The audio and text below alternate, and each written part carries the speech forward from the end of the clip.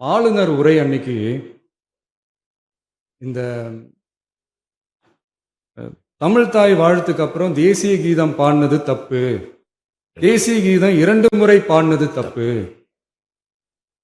அப்படி ஒரு நிகழ்வு இதுக்கு முன்னாடி இந்த சட்டசபையில நடந்ததே கிடையாது, அந்த மரபே மாத்திட்டீங்க, இப்படி ஒரு பெரிய ஒரு போர் மாதிரி எதிர்கட்சி சார்ந்தவங்கலாம் சொன்னாங்க இல்லையா. அந்த மாநில உரிமை போராளிகளை, அந்த மரபு காக்கிற உரிமை போராளிகளை ஒரே ஒரு கேள்விதான் கேட்கணும். 2021 ஆகஸ்ட் 2 ஞாபகம் இருக்கா? Centenary celebration of Tamil Nadu legislature. அந்த ஃபங்க்ஷன்ல நம்ம முன்னாள் முதலமைச்சர் கருணாநிதி அவர்களோட கலைஞர் அவர்களுடைய கலைஞர் அவர்களுடைய புகைப்படத்தை மாண்புமிகு குடியரசுத் தலைவர் திறந்து வைக்கிற ஒரு ஃபங்க்ஷன். அந்த ஃபங்க்ஷன்ல நேஷனல் ஆந்தம் ஃபாலோடு பை தமிழ்தாய் வாழ்த்து அப்படின்னு அறிவிச்சது ஞாபகம் இருக்கா?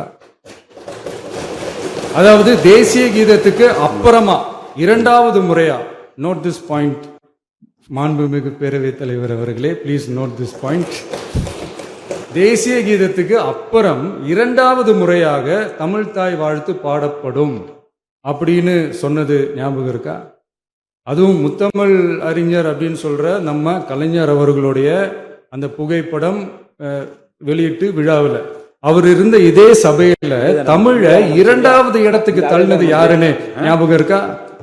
அது மட்டும் இல்ல, அந்த தேசிய கீதத்தை நாட்டுப்பண் நேஷனல் ஆந்தம்னு சொல்லி அதே ஃபங்க்ஷன்ல கடைசியா ஃபங்க்ஷன் முடியும் போது செகண்ட் டைம் தேசிய கீதம் பாடினதும் ஞாபகம் இருக்கா? இதே அவையில் தான், அது அவை குறிப்பிலும் இருக்கிறது, இதே அவையில் தான் நடைபெற்றது. இந்த புக்க நேரத்தில் இந்த ஆதாரங்களை அளித்த மாண்பு முதல்வர்களுக்கு நன்றியை தெரிவித்துக் கொள்கிறேன். டவுட் இருந்தா இந்த புக்கை பார்த்து தெரிஞ்சுக்கலாம்.